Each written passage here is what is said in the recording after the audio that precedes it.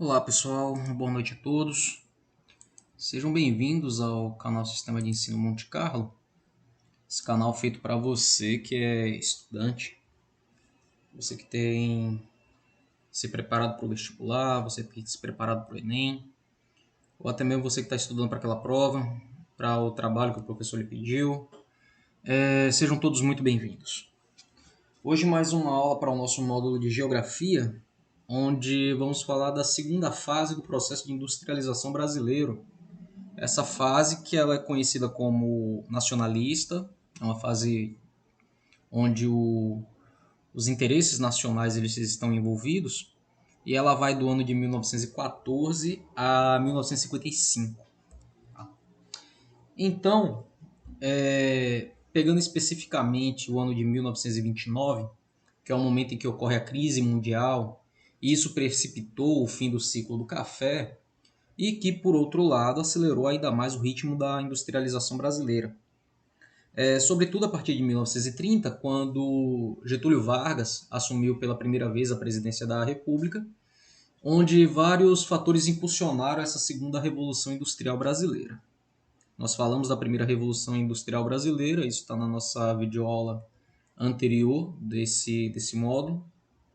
Para revisão e para se atualizar do assunto, dá uma passadinha lá e dá uma olhada. Então, entre esses fatores, né? Primeiro, a crise do capitalismo mundial. Essa crise que se iniciou em 1929 nos Estados Unidos e estendeu-se por alguns anos da década seguinte e provocou a falência em muito país de alguns dos fornecedores de manufatura de manufatura ao Brasil.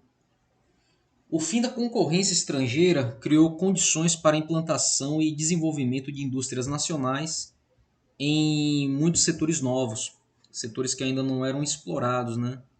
Por exemplo, a indústria de bens e consumo. O êxodo rural foi um outro ponto, porque com a crise de 29 desencadeou um movimento de pessoas saindo do interior vindo buscar emprego nas cidades. Porque sem ocupação nas fazendas de café, já que o café estava em crise, multidões de trabalhadores da zona rural procuraram as cidades, aumentando assim o mercado consumidor e a oferta de mão de obra que as indústrias vão absorver, né? Essa mão de obra rural ela vai se tornar uma mão de obra operária.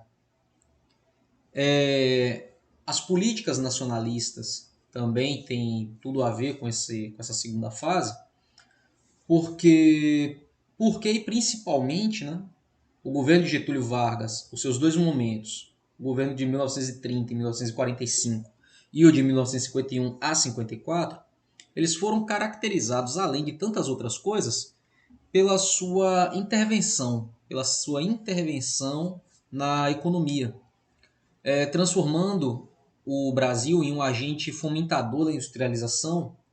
E o Brasil ele realizou pesados investimentos, graças aos quais foram implantadas uma moderna infraestrutura e inúmeras indústrias de base, foram construídos portos, além de sistema de transporte terrestre, de geração de energia. Por exemplo, foram fundadas companhias estatais, destacando-se a Vale do Rio Doce, que é do ano de 42, a Companhia Siderúrgica Nacional, que é de 47, a Companhia Hidrelétrica do São Francisco, a Chesf, né, que ela é de 51, a própria Petrobras, que é de 53, ela é desse mesmo período. Então, a disponibilidade das matérias-primas produzidas por essas indústrias de base, indústria de base estatal, né, estimulou a criação de diversas indústrias privadas de capital nacional. Observe que a gente não está falando de privatização, a gente está falando que o Brasil ele vai ser um grande fornecedor de matéria-prima para indústrias privadas, né? E essas indústrias equipadas com uma tecnologia menos sofisticada, né? Que são as indústrias de bens de consumo duráveis, e a instalação de bens de consumo não duráveis necessitam de menos investimentos. E por isso foi registrado um aumento maior no número de indústrias privadas de bens de consumo não duráveis, fábricas de produção alimentícia e de bebidas, fábrica de calçado, fábrica de tecelagem, estabelecimento de torrefação de café e etc.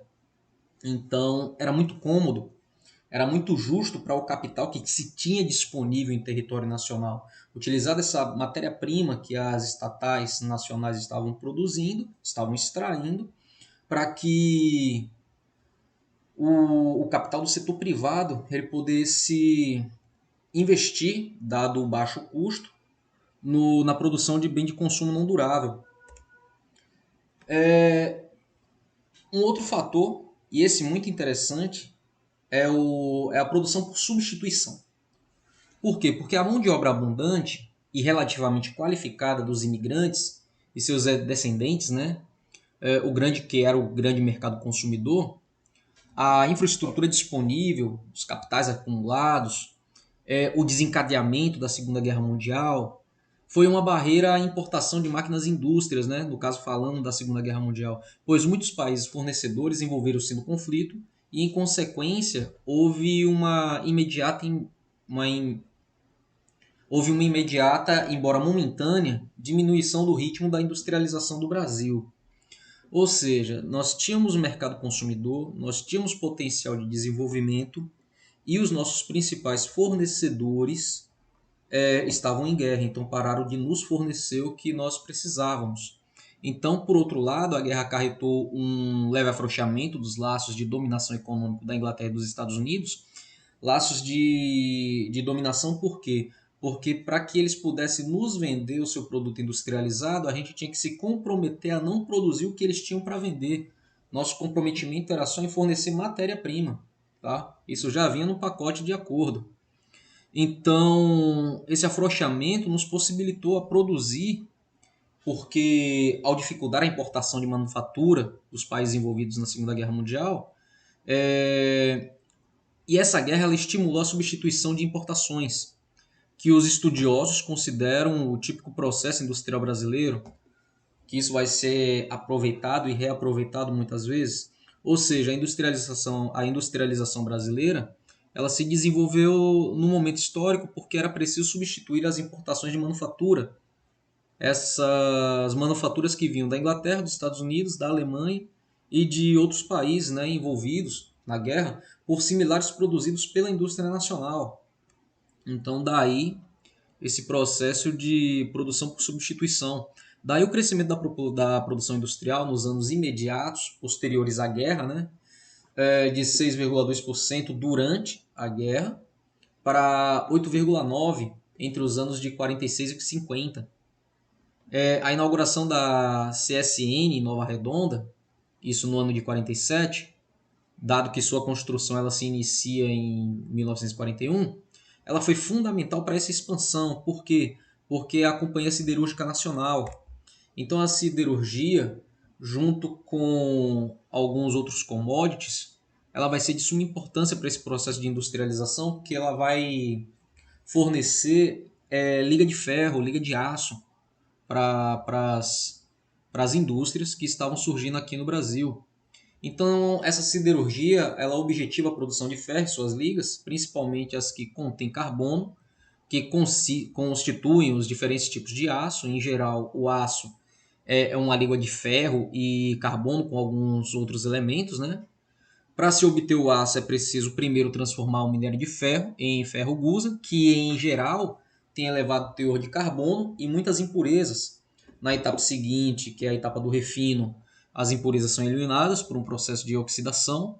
A produção do ferro gusa se dá no alto forno, os materiais básicos empregados são minério de ferro, coque e calcário. Esse coque ele é queimado como combustível para aquecer o alto forno e libera monóxido de carbono, que combina com os óxidos de ferro do mineral e os reduz a ferro metálico. O calcário é empregado como fonte adicional de monóxido de carbono e como fundente.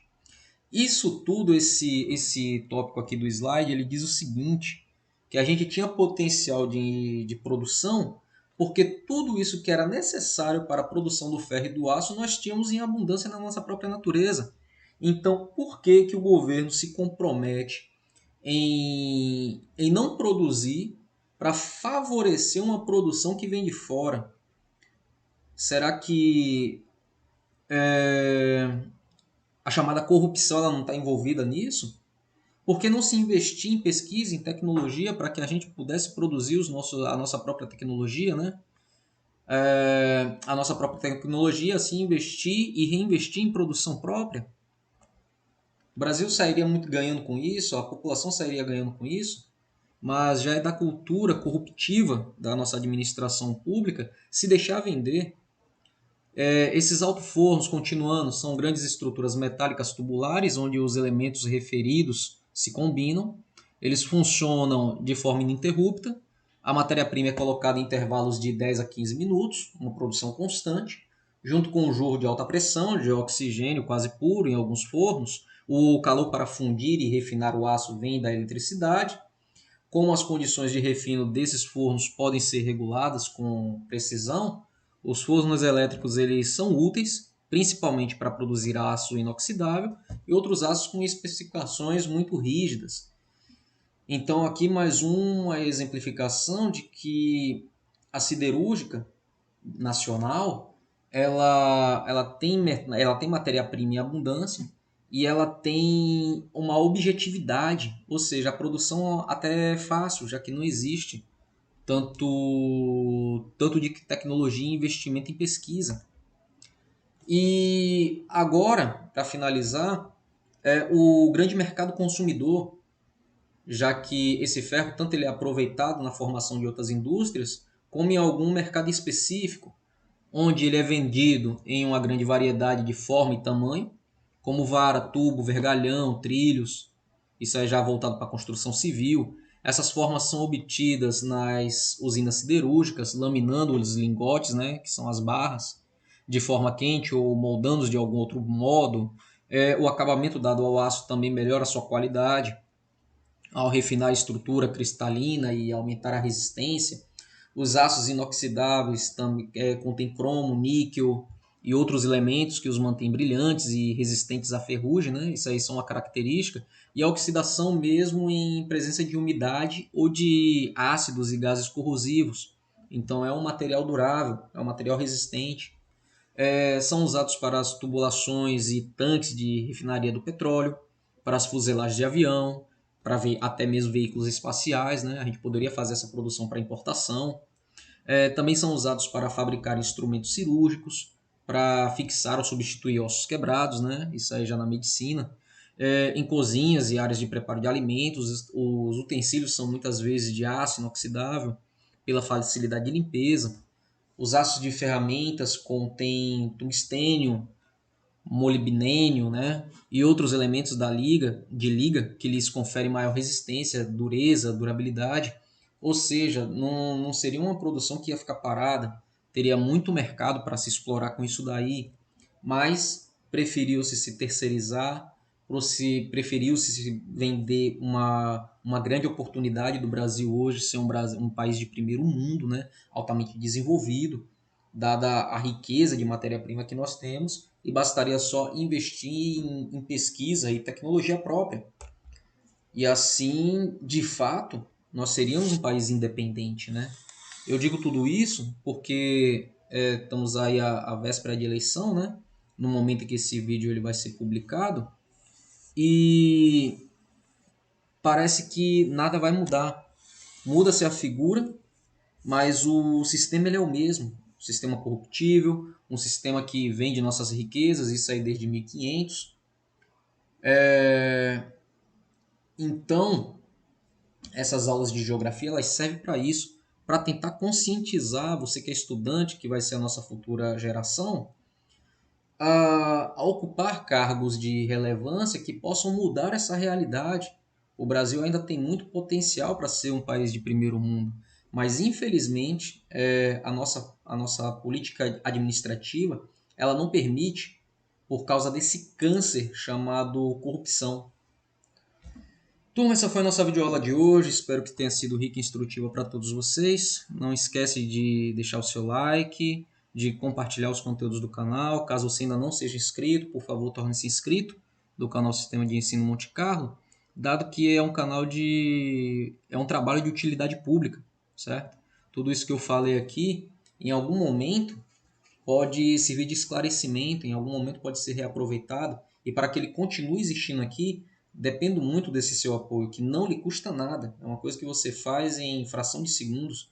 Deixar seu like e se tornar inscrito. E por que não também deixar seus comentários, dúvidas, sugestões, questionamentos. Estamos aí para isso. Meu papel aqui como professor consultor é te ajudar. A existência do canal do Sistema de Ensino Monte Carlo é essa. Fazer de você um aluno mais consciente. Fiquem todos bem, até uma próxima.